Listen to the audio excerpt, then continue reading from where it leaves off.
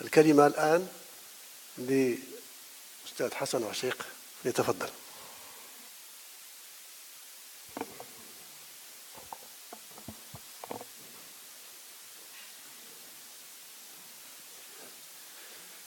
Alors c'est la première fois que je prépare en arabe et que je vais parler en français. Il faudra faire un peu. Je ne peux pas laisser mon ami Mohamed Chaqaoui seul. On parle de diversité linguistique, donc le minimum qu'on l'applique ici. Donc je vais lire en arabe, en pensée bien sûr. Alors, je commence par remercier la Fondation Boubacar Al-Qadiri pour nous donner cette opportunité à échanger avec vous. J'ai l'habitude de venir un peu pendant une dizaine d'années, là à côté, donc ça me fait plaisir de prendre contact avec cette fondation. Je remercie. Oui, je l'ai vu, Nous l'avons déplacé vers nous. Il y a pas mal, il y a l'Arabi, il y a pas mal d'anciens combattants. Il y en a assez. Très bien. Alors, donc je ne suis pas étranger, c'est pas mal, ça annonce la couleur. Merci, c'est Khalid. Merci beaucoup pour cette invitation. Alors, mon canevas sera très simple et il ne sera pas loin de l'exposé de Raouda. Il a parlé beaucoup de diversité, d'individus. Moi, je me suis beaucoup intéressé aux identités collectives et l'une des questions que j'ai posées, c'est faut-il continuer à apprécier les identités collectives en termes de contenu, amazigh, arabistes, islamistes, kurdes, catalans, protestantes, etc. Ou pour les apprécier, faudrait-il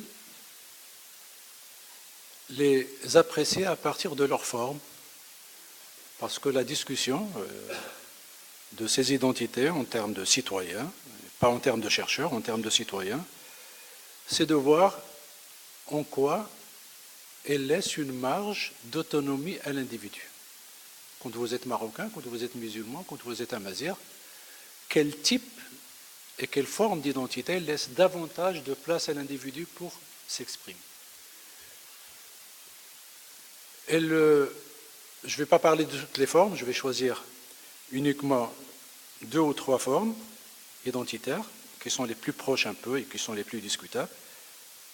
La première, c'est la forme univoque. Vous êtes X, et vous ne pouvez être que X. Mettez sous X ce que vous voulez, musulman, amazigh, arabe, ce que vous voulez. Et c'est l'offre idéologique qui a été la plus dominante dans les années 60-70.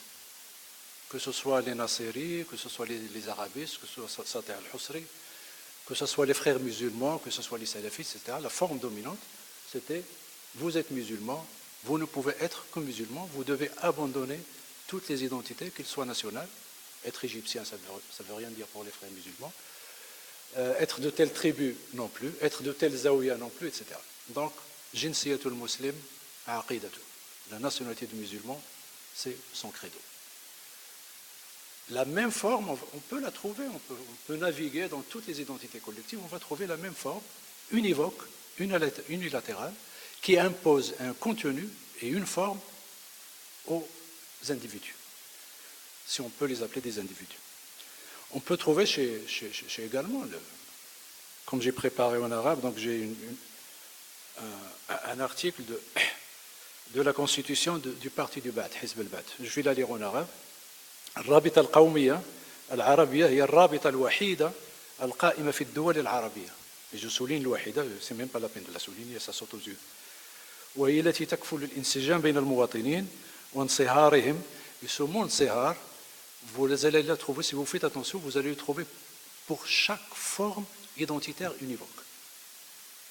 انصهار, le creuset, melting pot, le bautaqa, et ainsi de suite. C'est-à-dire que vous étiez différents, mais nous allons faire de telle sorte que vous soyez interchangeables, que vous soyez tous les mêmes.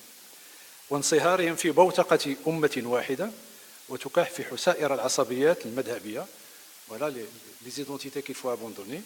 المذهبية والطائفية والقبلية والعرقية والإقليمية. Et puis je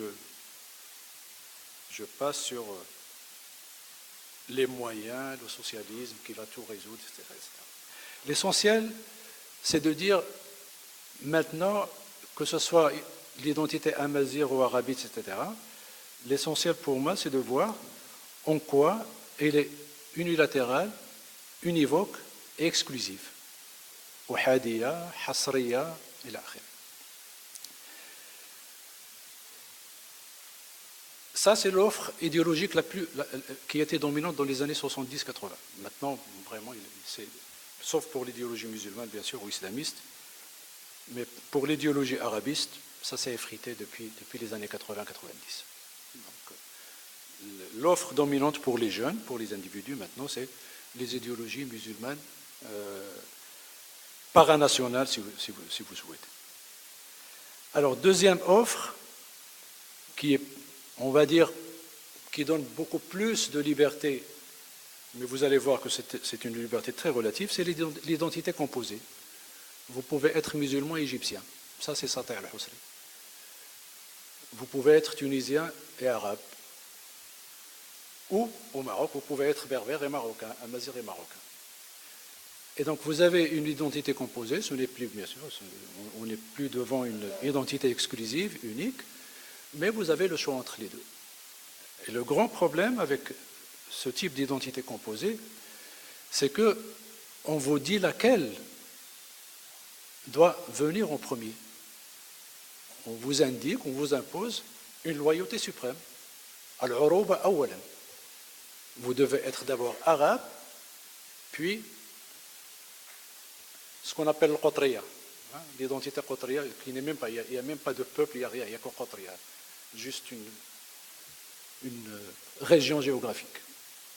Et puis, vous avez ce qu'on appelle un peu la hiérarchisation des loyautés.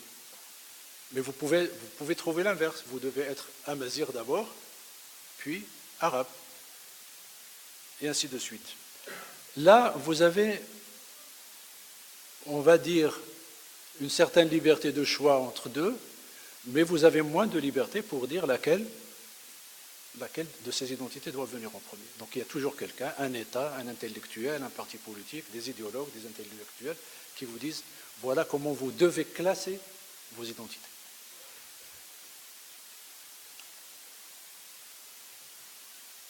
L'identité plurielle, c'est le parent pauvre des idéologues. C'est le parent pauvre des hommes politiques. Et ce sont des identités qui sont défendues souvent par des minorités, kurdes, amazirs, catalanes, basques, et ainsi de suite. Là, que veut dire pluriel? Ça peut vouloir dire, comme dans notre Constitution, une liste, un ordre, 7, 6, 5 identités, d'accord? Mais pour moi, pluriel peut aller au-delà. Il ne s'agit pas seulement de me dire il y a l'identité amazigh, marocaine et arabe, etc. Il s'agit de laisser la liberté aux gens de définir la marocanité telle qu'ils la souhaitent. Il ne s'agit pas uniquement de dire vous êtes marocain, mais également d'être un peu capable d'imaginer plusieurs options d'être marocain, plusieurs options d'être musulman, plusieurs options d'être amazigh et ainsi de suite. Parler de la forme nous amène à cette proposition,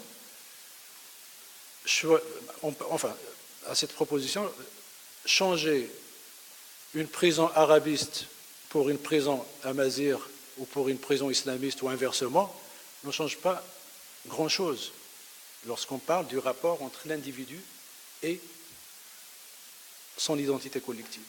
Lorsqu'on parle du rapport entre l'individu et l'identité en termes d'autonomie ou en termes d'autorité et d'autoritarisme. Et les idéologues, les intellectuels, je n'utilise pas le mot idéologie ici dans un sens péjoratif, c'est un système d'idées qui accompagne une action politique. Et les hommes politiques ont besoin d'idéologie. C'est un système de valeurs, un système d'idées, un vocabulaire, un lexique, etc. Vous pouvez trouver un lexique de gauche, un lexique de droite, un lexique libéral, un lexique islamiste, etc. Mais lorsqu'on parle d'idéologie, lorsqu'on parle de l'explicitation des identités collectives, Parce que nous sommes à un niveau discursif, nous sommes à un niveau beaucoup plus abstrait. Nous ne parlons pas de la manière dont les gens gèrent leurs identités au quotidien. Lorsqu'on observe les gens au quotidien, ce qu'on observe, ce n'est pas une identité univoque, ce n'est pas une identité totalitaire, ce n'est même pas une identité composée, ce n'est même pas une identité plurielle, c'est une identité contextuelle. C'est-à-dire, selon les contextes, les gens adoptent tel ou tel aspect de l'identité de façon très implicite. Ça peut être le costume. Lorsque vous avez une conception autoritaire de l'identité, vous avez az-zay islami, ou az-zay watani, ou az-zay, etc. Et vous avez un type de costume qu'il faudra porter 24 heures sur 24 et un badge identitaire qu'il faudra porter 24 heures sur 24. Lorsqu'on parle d'identité sélective, et c'est la plus répandue, c'est le vendredi, vous pouvez être ceci, le lundi, vous pouvez être cela, vous pouvez aimer ceci, vous pouvez prendre tel costume, vous pouvez avoir telle allégeance dans un contexte déterminé au français et aimer le français, dans un autre aimer l'arabe ou l'amazigh, etc. Et les gens, au quotidien, sont dans ce type d'identité contextuelle ou d'identité molle, comme je l'ai appelé dans un livre paru il y a 2 ans, Éloge des identités molles, où je défends ce type d'identité contextuelle par rapport à ces identités rigides où les individus ont très peu de liberté. Alors vous allez me dire, oui, mais à quoi ça sert ? Pourquoi les frères musulmans, pourquoi les Daesh, pourquoi les nazis, pourquoi les fascistes optent pour une conception univoque de l'identité ? Pourquoi les gens doivent être interchangeables ? Pourquoi tous les chats doivent être gris pour les nazis ou pour les fascistes ou pour les daéchiens, etc.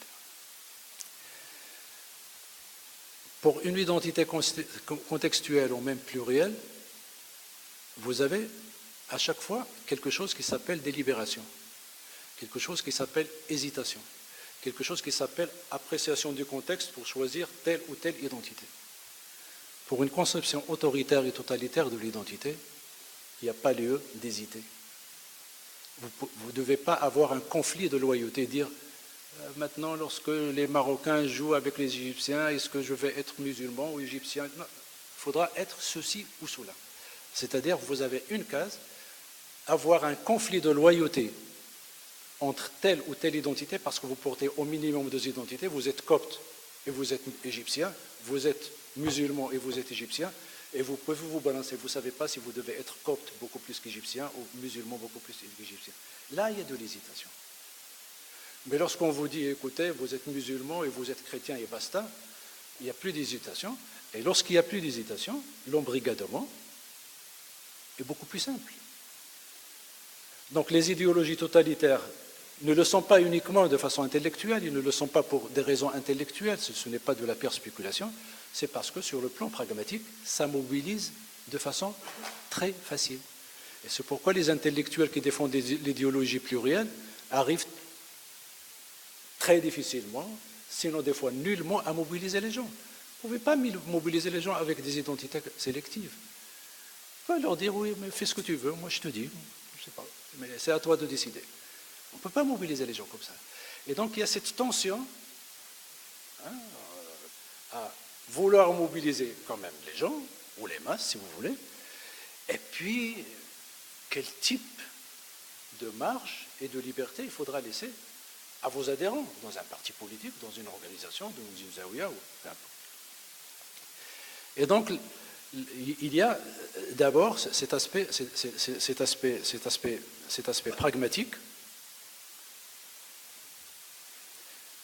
pragmatique, qui est en rapport, encore une fois, avec la mobilisation. Alors, ce que je défends, je ne suis pas dans une université maintenant, j'en suis dans un espace de société civile, donc je prends toutes mes libertés, comme je l'ai fait dans Éloge des identités mâles. Ah non, donc neutralité axiologique, je le fais, mais pas ici. Là, il n'y a pas de prise de position en tant que citoyen. Alors moi, j'ai défendu l'identité contextuelle et j'ai pris dans le livre l'exemple du football. Étape 1, c'est comme les sociétés traditionnelles. C'est le modèle des sociétés traditionnelles. très peu de diversité culturelle, très peu de diversité religieuse. Et lorsqu'il y a une diversité religieuse, lorsqu'il y a un conflit en termes de religion ou en termes politiques, vous avez trois choix dans les sociétés traditionnelles. Vous avez soit vous êtes vaincu et vous êtes minorisé, vous êtes vaincu, vous êtes exterminé, vous êtes vaincu, vous vous exilez. La société moderne arrive à gérer les différentes couleurs politiques et un sociologue définissait l'idéologie comme étant, définissait la modernité comme étant une société où il y a au minimum deux idéologies. Lorsqu'il n'y a qu'une seule, on peut appeler ça une tradition, on peut appeler ça ce qu'on veut, mais pas des idéologies. Donc vous avez une case, une tribu, une zaouia, vous êtes chiites, vous vivez les chiites entre vous, mais s'il y a des sunnites, ils sont minorisés, ou inversement, c'est valable pour les catholiques, pour les protestants, vous pouvez rester, mais vous êtes minorisés, ou pour les juifs, ou d'autres. C'était le cas pour le foot. Pour le foot, vous entrez dans telle équipe, Nîmes, Reims, Raja, Wydad, le modèle c'est de rester depuis le début jusqu'à la fin. Vous sortez, vous êtes traître. Alors, comme j'aime un peu le football, et je regarde beaucoup des matchs de foot, en tant que citoyen, mais en tant qu'anthropologue, donc je vois comment les anciens sont hués. J'ai vu comment Rabih Sadan, qui était allé à Oran avec le Raja, a été traité de traître.